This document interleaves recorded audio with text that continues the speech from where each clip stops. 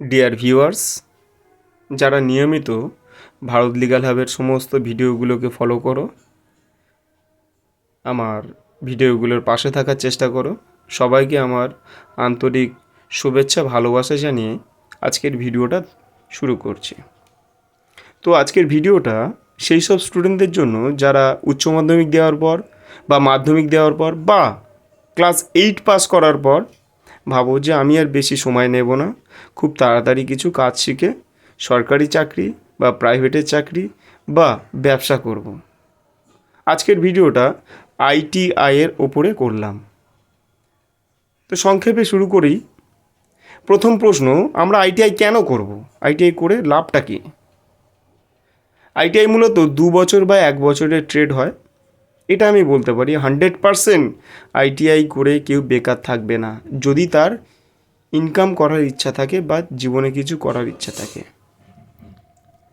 আচ্ছা, আইটিআই তো করব, আইটিআই শেষ করার পরে কি কি চাকরির সুযোগ আছে? আমরা জানি ভারতবর্ষের অন্যতম ইম্পর্টেন্ট একটা চাকরি ইন্ডিয়ান রেলওয়েজ। তো আইটিআই করার পরে আমরা লোকো পাইলটের পরীক্ষা দিতে পারি, টেকনিশিয়ানের পরীক্ষা দিতে পারি এবং অন্যান্য রেলের কিছু ফর্ম বেরোয় যেখানে আইটিআইটা ম্যান্ডেটরি থাকে। সেই পরীক্ষাগুলো দিয়ে আমরা কেন্দ্র সরকারের চাকরি পেতে পারি। ঠিক তারপরেই আমাদের অনেকেরই সেনাবাহিনীতে যোগদান করার প্রবল ইচ্ছা থাকে। তো আইটিআইটা তাদের পক্ষে একটা অন্য রাস্তা, অন্য জোন ওপেন করে দেয়, অন্য রাস্তা তৈরি করে দেয়। আইটিআই কমপ্লিট করার পরে Indian army, Indian air force, CRPF, BSF, police এছাড়াও অন্যান্য অনেক পোস্ট রয়েছে যেখানে আর্মিরা ট্রেডসম্যান হিসাবে নিয়োগ করে, রিক্রুটমেন্ট করে। তো সুতরাং তোমরা বুঝতেই পারছো যে আইটিআইটা কত ভ্যালুয়েবল একটা কোর্স, যেটা হয়তো আমরা অনেকেই জানি না এর ভ্যালু সম্পর্কে। ঠিক তারপরেই দেখো ডিআরডিও অর্থাৎ defence research development organisation, Indian space research organisation, ONGC, SAIL, ভেল, NTPC, metro rail, junior engineer, Bhabha atomic research centre, NCL, military এবং বিভিন্ন কোর্টে আইটিআই রিক্রুটমেন্ট কম্পালসারি থাকে। তারা আইটিআইটা রিক্রুটমেন্ট করেই, না হলে চলবে না এগুলো। তো সুতরাং আইটিআই কিন্তু খুব ভ্যালুয়েবল একটা কোর্স, খুব শর্ট টার্ম একটা ভ্যালুয়েবল কোর্স। আমরা এটাকে একটা খুব সিরিয়াসভাবে নিতে পারি যদি আমরা খুব তাড়াতাড়ি দাঁড়াতে চাই। তো তারপরে বলছে প্রাইভেট জব যারা করতে চাও তারা 100% যে কোনো কোম্পানিতে চাকরি পাবেই। কেউ যদি বিদেশে যেতে চাও সে বিদেশেও যেতে পারো। আমার অনেক বন্ধুবান্ধব আছে, তারা কুয়েতে চলে গেছে, কেউ আরবে চলে গেছে, প্রচুর বন্ধুবান্ধব রয়েছে চেনাশোনা। পশ্চিমবঙ্গে এবং বাইরের রাজ্যে চাকরির সুযোগ প্রচুর থাকে। বা কেউ যদি মনে করো যে অ্যাপ্রেন্টিসশিপ করবে, মাধ্যমিকের নাম্বার প্লাস আইটিআইয়ের ভালো পার্সেন্টেজ নিয়ে অ্যাপ্রেন্টিসের সুযোগ পাওয়া যায় এবং অ্যাপ্রেন্টিসের সুযোগের মাধ্যমে আমরা rail, army, DRDO, ISRO, NGC, এনটিপিসিতে সরকারি, কেন্দ্রীয় সরকারের ভালো মাপের চাকরি পেতে পারি। তো অ্যাপ্রেন্টিস একটা বিশাল বড় একটা অংশ।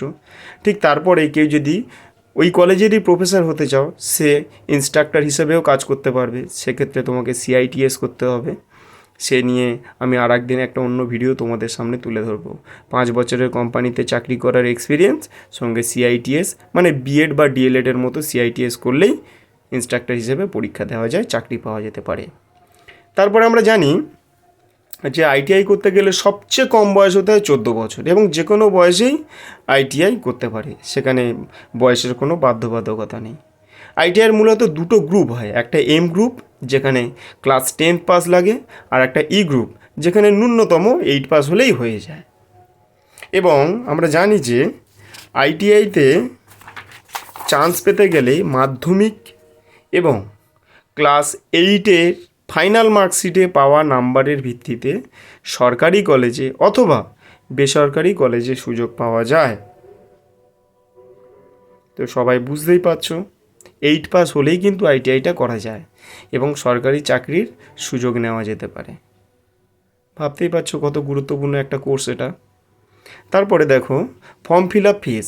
তো ফর্ম ফিল আপ করতে গেলে 200 টাকা লাগে ছেলেদের ক্ষেত্রে, মেয়েদের ক্ষেত্রে লাগে মাত্র 100 টাকা।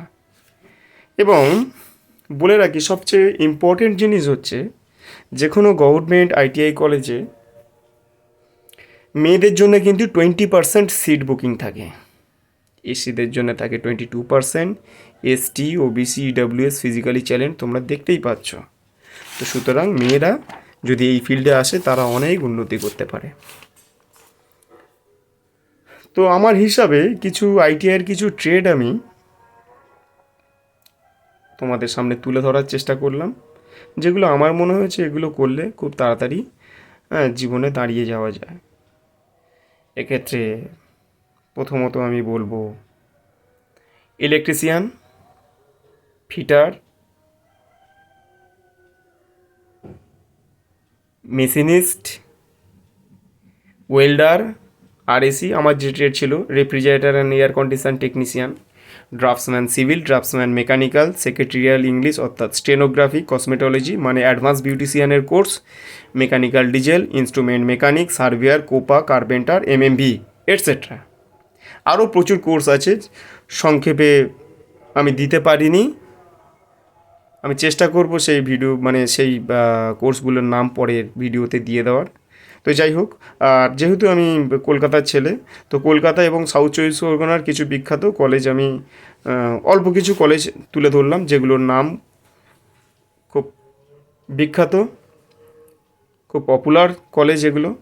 প্রথমে একটা Gariahat ITI college, Tollygunge ITI college, Gariahat ITI college for woman শুধুমাত্র মেয়েদের জন্য, Ramakrishna Mission ITI college, Mograhat government 2 মানে Mograhat 2 government ITI college, Canning government ITI college, Canning 1 আছে, ক্যানিং 2 আছে, এছাড়াও অনেক বাসন্তী আইটিআই কলেজ আছে, অনেক আইটিআই কলেজ আছে, যেমন প্রভাস রায় আইটিআই কলেজ আছে যেটা আমাদের আমতলায় অবস্থিত। এগুলোর নাম প্রচুর রয়েছে, তো তোমরা অ্যাডমিশান নিতে পারো। আশা করি ভিডিওটা তোমাদের সবার ভালো লেগেছে।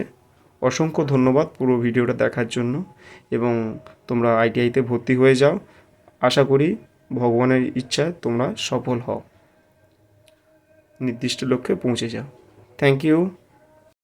তো ডিয়ার অ্যাসপিরেন্টস, তোমাদের সুবিধার্থে আমি কিছু ছবি দিয়ে দিলাম, তোমরা পারলে স্ক্রিনশট নিয়ে রাখতে পারো, যেটা তোমাদের সবার অনেক সুবিধা হবে, অনেক কাজে লাগবে। অনেক ধন্যবাদ সম্পূর্ণ ভিডিওটাকে দেখার জন্য। ভালো থেকো সবাই।